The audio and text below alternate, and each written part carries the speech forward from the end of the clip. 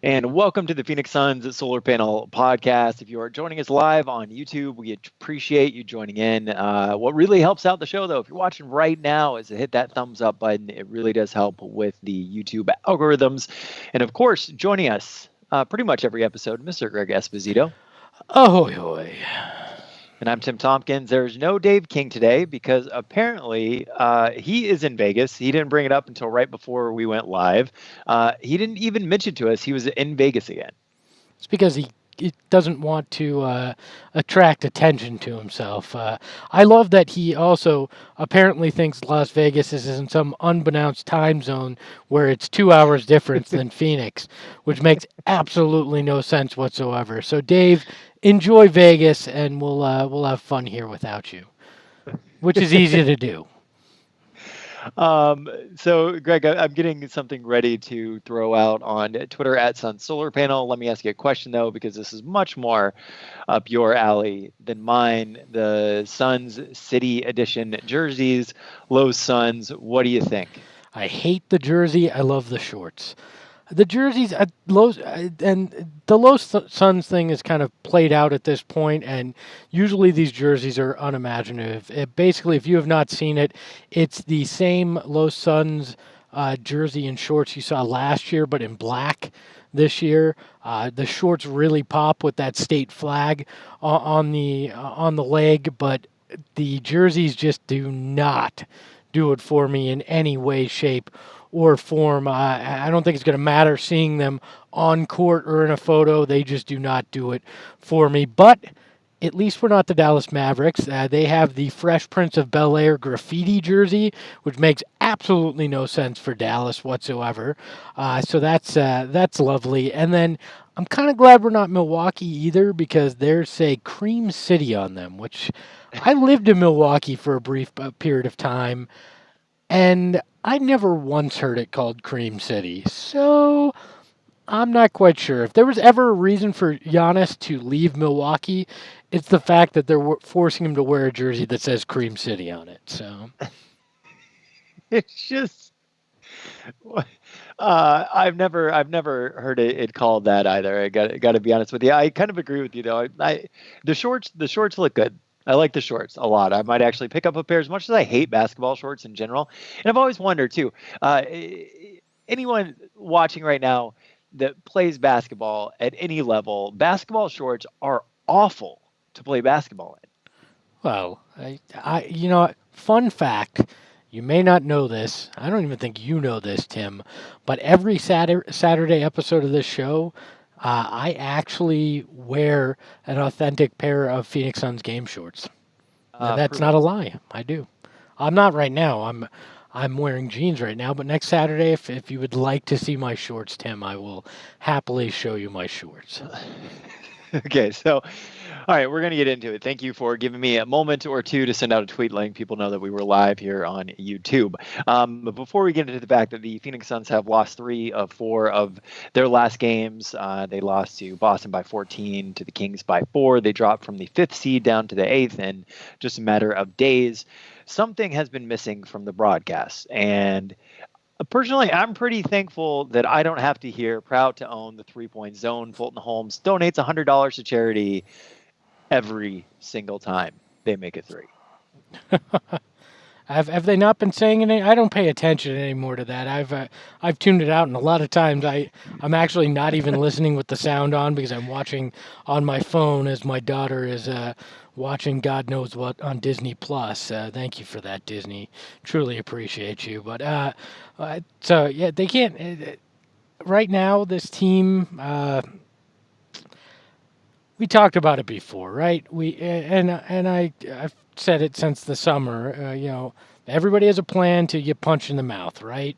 The Suns are getting punched in the mouth right now. We're going to see how they bounce back, and we're also going to learn real quick if there is truly a new Robert Sarver. Because if they lose 5 in a row, that's usually when that guy decides to weigh in and share his opinion and start getting on coaches and all those fun things that he's become known for. It's real easy when you're the talk of the NBA, the toast of the town, to not get involved and make everything sound great. But when you lose 4, 5, 6 in a row, when things get tough, that's when it's difficult to not default to your old habits. So we very well may see learn a lot about the Suns and their situation coming up. Now, the difference between this year's team and previous seasons is Monty Williams, right? He is a solidifying force, a hand that can guide these guys. Where in the past, with young coaches with no experience, with little respect from their players, things got out of control quick. But if you look at that Sacramento game, for example, right? Previous years, that's probably a 30, 40-point loss, right? But instead, in that second half, and really it was the last quarter and a half, they showed an immense amount of effort to get back in that game and actually have a shot at the end to tie it there with, I guess it was with about 10 seconds left. They were only down 3. So I give Monty Williams a lot of credit for being that calming force and getting these guys to believe in themselves even when they're playing as poorly as they are, and even when injuries have basically devastated this roster with both Aaron Baines and Ricky Rubio out. I mean, you're down to Frank Kaminsky starting at center. That's not ideal for any team, especially one that had a very slim margin for error like the Phoenix Suns. I tweeted out a couple of days ago that I was, just I just really wish Monty Williams wouldn't run those all bench lineups at any point during the game. And a couple of people tweeted me and they're like, well, they're missing 40% of their starting lineup. And it was just kind of a reminder that, yes, this team is missing 40% of their starting lineup, and how long Ayton has been out. And will continue to be out. Yeah, I've almost even forgotten that he was a part of the starting lineup. Yeah, well, I mean, and then you put in the fact that even Ty Jerome's missing, who is the only legitimate backup point guard on this roster. And when you lose Ricky Rubio, it starts to feel a hell of a lot like the last 3 or 4 seasons. And it reminds you that Ricky Rubio was one of the best signings, not one of the worst signings in the offseason, because it's unbelievable how much the dynamic of this team changes. And it reminds me a lot of the 7 seconds or less Suns when Nash would go out. They looked like a completely different team. I'm not saying that Ricky Rubio is Steve Nash, but that's the kind of impact a distributing point guard can have on an offense and a team in general. And they have struggled mightily with him not at 100%. Wasn't it so noticeable in the first half of the Kings game, not having Ricky Rubio? I mean, I think we talked about it at some point, and maybe it was in our group chat, but to your point, it just looked like a game from last year, almost a completely different team. Great to see Carter out there. Obviously, he didn't start the second half. Monty Williams made his adjustments, but the impact of Ricky Rubio and Aaron Baines, honestly, it's so stark when they aren't there. Please do not say great to see. I know you're trying to be kind to Mr. Carter, but it is not great to see Javon Carter out there in a starting capacity, all right? Great third string guy, great energy guy, but I do not want to see Javon Carter start another game for the Phoenix Suns. And unfortunately, I think we're probably going to see him start a few more in this stretch with Ty Jerome out and Ricky Rubio still ailing. So it's not ideal. It very much feels like the G League point guard rotation they've run out there in the past, and that everything looks different. That offense does not flow. Guys do not get the looks that they want. It puts more pressure on Devin Booker. It just makes you very thankful for what Ricky Rubio can do, and you hope that he is not injury riddled this season for large amounts of time, because it is not going to be fun. How surprised were you that is the decision that Monty Williams decided to go with, starting Javon Carter as opposed to a couple of different options? One could have been running out Devin Booker at point to start the game. The other could have been Tyler Johnson as the starting point guard. I kind of understand the concept behind it, and is that you don't necessarily want to disrupt your bench flow just because you're missing a starter, and that's the thought process behind it. But what did you think? it didn't surprise me because that's what happened in preseason, even when Ty Jerome wasn't hurt. So it did not shock me that he went to Javon Carter to start in that game. But I don't know. I don't know that we're going to continue to see him play large minutes. I'd much rather see Tyler Johnson get the start. I would much rather even just commit to it and go, hey, we're going to run Book at point to start this game, if need be, because you just weren't getting anything out of Javon Carter, and you need to find a way to get a spark with this offense without Ricky Rubio, and it may be start Book at point, have Cam Johnson or Mikal Bridges start alongside that group just to get something going, and without Baines, it throws a whole nother wrinkle in that because. And now you basically need Sarge and Kaminsky to carry a large load for you in the starting lineup. Not even with Kaminsky spelling the Baines coming off the bench, and it basically guts what you can do with your bench unit as well because you're very, very thin now without both of those guys. It's tough to get too down on this team because of the fact that you're missing Baines, you're missing Rubio, you're missing Ayton. So it's tough, but man, it makes you realize how good we had it for the first 11 games of this season and how bad we've had it the last few years. Well, I don't feel down at all. I know that if you look on Suns Reddit and if you look on Suns Twitter and Suns Facebook groups, that there's a lot of fans that are understandably upset. But I think that this was what we talked about a couple of episodes where we said we want to see this team get punched in the mouth and we want to see how they react from it. Well, they've been punched in the mouth. They've now lost 3 of 4. I believe their point differential is down to like 3.5 points. Positive net rating. So a bunch of their players are injured. They're having to run out Shaq Diallo major minutes. But we wanted to see this, and we wanted to see how the Suns reacted because at the beginning of the season, nobody was taking him seriously. And they're not backing down. That's the thing. They're not folding. In that Kings game, they fought very hard, and that in and of itself is encouraging. But I've never wavered from this. If they win 35 games, this is a successful season. I don't care how it started. You may be slightly disappointed, but it is not going to be a failure of a season if they win 35 games after winning 19.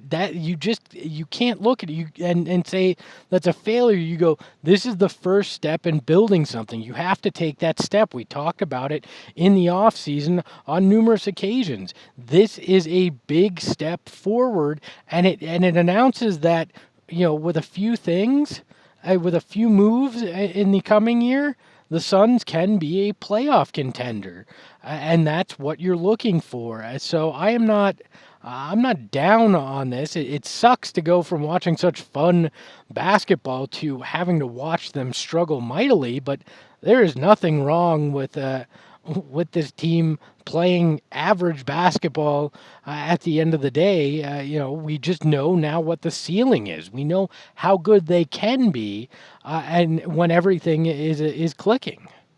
I like that point, Greg.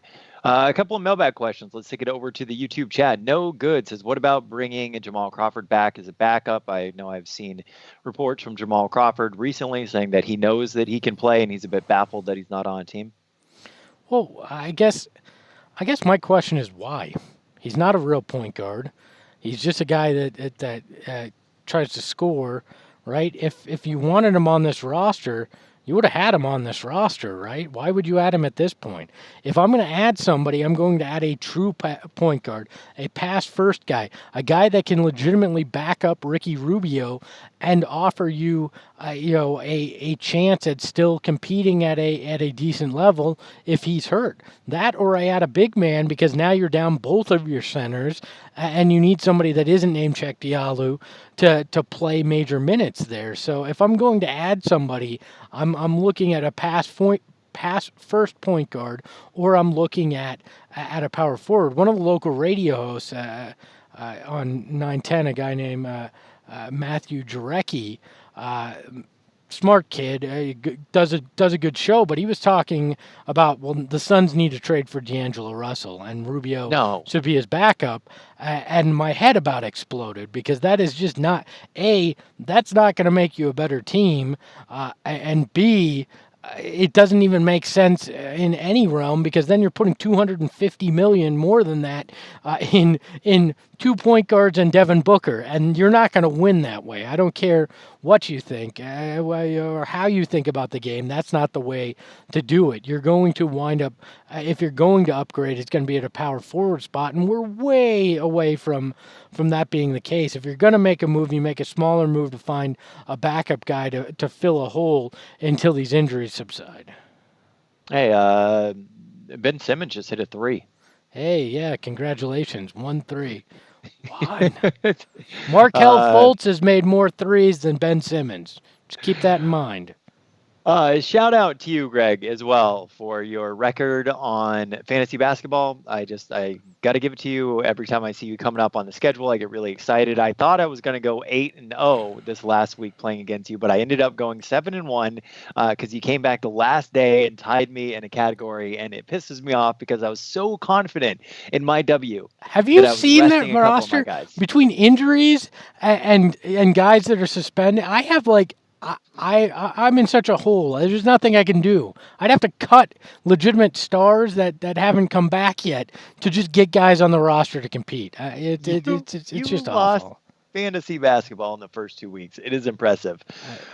Okay, so next mailbag question here on YouTube chat from Everything Horror. He says, have you guys seen some of the fans blaming Devin Booker for the past couple of losses? I have. It's idiotic. I don't think Devin Booker played particularly well when he was getting double teamed. That being said, I think it's just stupid to blame Devin Booker. He was super efficient the other night. You can't blame these losses on him. What is there to blame on him? He's still playing the way that he had all the beginning of the season. The problem is they can now focus on him defensively because they are missing Rubio, who spreads the floor, Baines, who caused problems for defenses. That they don't have anybody that can set a pick without Baines out there. I mean, nobody's really shaking in their boots when Frank Kaminsky decides time to set a pick. It's not quite the same as Aaron Baines. I don't see how you can blame Devin Booker. I mean, if you're blaming him now, you were probably the same people that blamed him for the Suns being a 19-win team, and it's just you're never going to get away from that. If that's your mindset, enjoy always being pessimistic when it comes to Devin Booker. You'll find a way to always look at his game and point fingers and cast blame. So I don't read too much into it. There's not much more Devin Booker could do than he has in the last few games. Fabio, he says, is Isaiah Kanan still a free agent? Why not just sign him? Fabio, I really hope you're just trying to be funny in a very failed attempt because, we all saw the Isaiah Kanan experiment, and none of us need to see that again. Yeah, we already have a couple of trash point guards on the roster. Why we don't need. It's what I was saying all last season when they're like, why don't we just go sign this point guard and this point guard? Because we already have trash. You don't need another trash point guard. I would rather them ask Steve Blake if he would sign a 10-day and come off the bench as a coach and play until they get a point guard back than see Isaiah Kanan play again. So Suns coming up with, I believe, their second, maybe nationally televised game tomorrow. I think it's their only one, isn't it? Only, yeah. Unless you count NBA TV, which I don't. Right. So, no going against the Pelicans team. Going against the Pelicans team. Shorthanded. The Suns are shorthanded. The thing about the losses, I was thinking about it, and obviously the Suns team is injured. That can't be an excuse for this team. A lot of these teams, we're getting to that point in the season where some guys are banged up and certain players are going to be missing on certain games, and most rosters aren't going to be healthy. Going up against the Pelicans, for example, without Zion, the Suns cannot use that as an excuse for losing games because they're outplayed. I wholeheartedly disagree. If we were talking one or two, fine, but they're basically missing their their point guard rotation and their center rotation. When you look at really your point guards are Ricky Rubio and Ty Jerome, if we're talking true point guards, and your centers are DeAndre Ayton and Aaron Baines. You have none of those four players. I think that's a significant excuse that if we lose, we were extremely undermanned in that kind of way. I have no problem with with them looking at that and using that as somewhat of an excuse. All right, I think that's fair. We're not talking one guy. We're talking full chunks of rotations at two key positions here. And if you're the schedule maker and you're TNT, you're looking at this game. You thought, oh, we were gonna have DeAndre Ayton and Zion Williamson, and and now you're getting this show that you're gonna have to slog through as the second of your TNT doubleheader, and it's sad because I think the national audience is just going to watch this and go, oh, it's just the same old Suns. They were a fake in the first few games and write them off. And it's just not going to be the case because this offense is dynamic when you have all the pieces, and it just isn't when you don't have Rubio, when you don't have Baines, and even when Ayton was out there in Game 1, it looked spectacular. So this is not going to be a fair showing on national television. We're going to get a lot of these same people that like to talk trash throwing it back at everybody on Thursday night. That'll be the time when Nate Duncan decides to watch the Suns. Hey, at least I don't have to deal with him because I can't read any of his tweets. So Enjoy it, Nate. Jesus Christ on YouTube. One, thank you so much for donating $5 to the show. We really do appreciate you for doing that. And two, he said, what is Jalen LeCue's ceiling and where does he fit into? I haven't been paying much attention to the NAZ Suns this season, but I have heard he's been playing very well. Look, this kid has a future in the league, but I think they're going to be smart and they're going to take it slow with him. In the last few years, he's the kind of guy that would have been playing major minutes when in the case of an injury like this. But I think James Jones, Monty Williams get that you do not want to damage this kid's confidence. His size too, and this was mentioned in the chat as well, isn't quite where it needs to be. He needs to bulk up to be an NBA player on the regular basis. So I don't think we're going to see him rushed. Maybe the second half of the season he'll get some minutes if he continues to develop. But I think it would be a disservice to him and a disservice to what he could potentially be in the future for this team to throw him into the fire right now. Is there a chance that he could be Ricky Rubio's successor? Maybe. He would have to grow an immense amount, both physically and on the floor, between now and 2 seasons from now when Ricky Rubio's contract's up. But we've seen crazier things happen in the NBA, so if they can continue to develop him, there's a chance that might happen. Tyzid in the YouTube chat says he looks like a 12th grader body-wise. Man, I was not that buff when I was in 12th grade, but I was lanky. I wasn't fat back then, but I did not look like that. So that's my 2 cents on comparing myself to a professional athlete, which is always dumb to do. So. Regan Graves says, you guys think Javon Carter should be playing more? I feel like he must have missed the beginning of this episode. I do. In Prescott Valley with the Northern Arizona Suns. Not be playing more for the Phoenix Suns.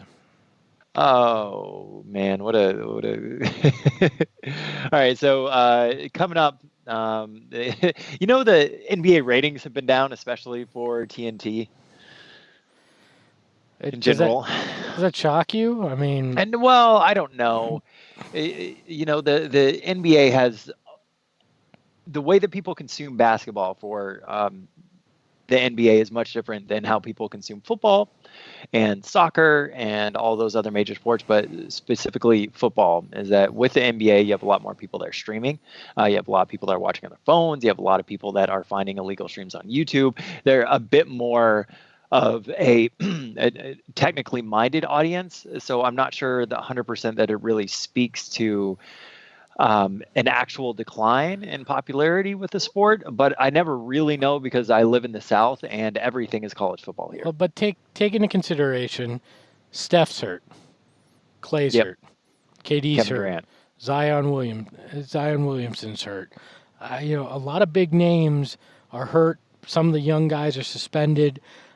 So when you look at that, you go, okay, well, that's part of it. It's always going to be part of it because this has always been a star driven league, and with fewer of those guys playing, and a lot of those games scheduled on TNT involving teams, in particular the Warriors, who don't have those guys now, you're going to see a drop in some of that, and it'll pick up. It always does. NBA doesn't start till Christmas Day, is what the old saying is, and it still holds true.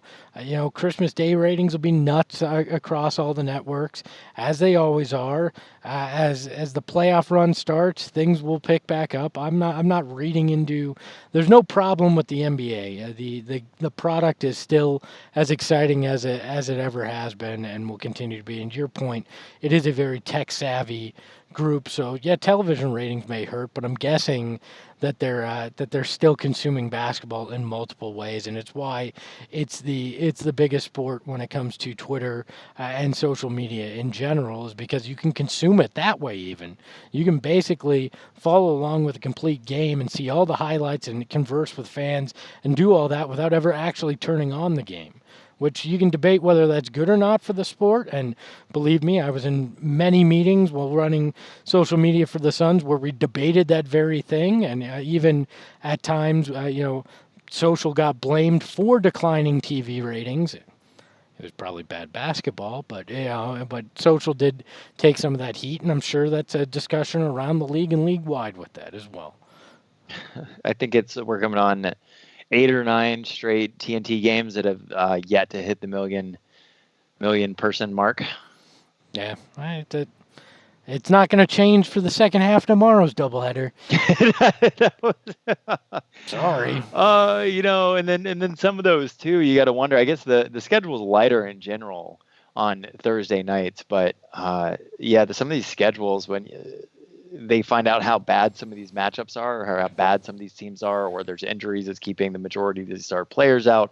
I do kind of wish that they would change them up a little bit. That being said, I'm super excited the Suns are on national TV one time tomorrow. Keep in mind also those early games are very early on the West Coast, so that takes a big chunk of your audience out there out of play in that first game usually. So that's a problem, and then that second game sometimes can get extremely late on the East Coast. So there's all sorts of factors that can play into it as well. So, you missing Josh Jackson at all? Yeah, I think I probably would miss it the same way somebody who gets their gonorrhea cured misses that after it's gone. Not very much. If you had to have one player on this roster for the next 3 seasons and he had to play at least 20 minutes a night, would you prefer it to be Josh Jackson, Dragan Bender, or Marquise Chris? Is that even fair? I'm going to say Dragan Bender just because I still own real estate on Bender Island, and he'd be the one that would hurt the chemistry the least too. So I'd be frustrated to watch him, but at least it wouldn't be frustrating in the kind of way that I'd want to throw something at my television. Have you seen him play this much at all, really, for the Bucks? I haven't watched a ton of Bucks. I haven't watched a ton of Bucks either because they don't have those Cream City jerseys yet. Once they start wearing those, I'll tune in every game. So, yeah. All right. Well, good stuff. So we're going to be back Saturday morning. Is it okay if I end the show now, Greg? Yeah. Yes. By the way, what is the worst nickname that they would put on a jersey for the Florida town that you live in? Well, I live in St. Augustine, which is the oldest town in America, by the way. I I mean, but it's Florida, so there's got to be something awful that they could put on the front of that jersey. So, And St. Augustine's pretty nice. Florida kind of gets a bad rap, but I'm right by the ocean. all right, I don't know. so It's a yours pretty would be cool town. fine. I would love to see a Suns jersey that says the Basin. I'd actually Uh, like the Valley, but I don't think they can do that. I think that's legally copyrighted by somebody else. So the Basin would be fun. yeah, there's also going to be another pop-up shop for Valley Boys gear soon. Oh, good. Clip art, here we come. I hope Apparently, they actually put some more effort into it this time. Yeah. so I was having a conversation with a friend. He was telling me that that is the rage now with that demographic. Is that's actually the style. Clip It's not art. even an effort. Yeah, it's not even an effort thing. That's what these kids are buying and are into. Holy crap, we're in the wrong business. We could be making lots of money off of clip art shirts. Sweet, I'm in. Sunshirts.com, all clip art all the time.